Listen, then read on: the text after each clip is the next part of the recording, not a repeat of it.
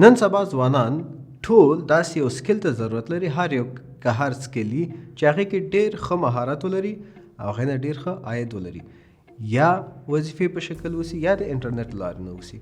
موږ هم داسې یو ټریننګ دایر کړی ده چې موږ 4 بخشو کې یا 4 مهارتونو کې ټریننګ ورکو، چې یو ګرافیک ډیزاینینګ ده، بل فرنٹ اینڈ ډیولپمنٹ ده، یو ایکس یو آی ده او ډیجیټل مارکیټینګ ده.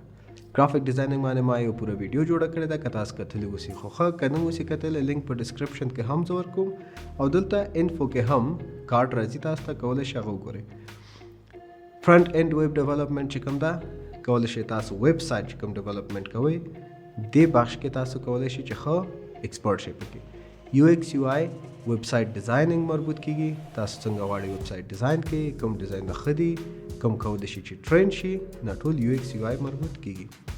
ډیجیټل مارکیټینګ دا څنګه کولی شئ ته آنلاین مارکیټینګ وکړئ، د ګوګل د لارې، د ایمیل د لارې، د فیسبوک د لارې، د هر لار نه وسي، دې کې کولی شئ ښه ځان ایکسپرټ کړئ. دا 4 داسې بخشونه دي چې د انټرنیټ له لارې ډېرې زیاتې پیسې پکې خلک ګټي. کله چې تاسو دې کې یو سکل زده کو، دې نه بعد موږ د فریلانسینګ ټریننګ هم ورکو چې څنګه کولی شئ اوس دا سکل چې تاسو زده کو دې د طریقه انټرنیټ لارې ته پیسې وګټئ. موږ انټرپرینرشپ هم بیا ورښیو چې څنګه کولی شئ یو کاروبار ته سټارټ کړئ چې سکسسفل بزنس وي، یا ځان ته یا بل چاته. ورسره سره موږ ورډپریس هم ور زده کوو چې ورډپریس هم ویب سایټ جوړول مربوط کیږي، چې هغه هم انټرنیټ کې ډېرې زیاتې پکې پیسې خلک ګټي او ډېرې زیاتې پروژې پکې راځي. نو دې 4 دانو کې تاسو به یو انتخاب وئ او دا چې کوم 3 دانې دي هر یو که انتخاب کوئ، دا 3 نه به تاسو ته تدریس کیږي.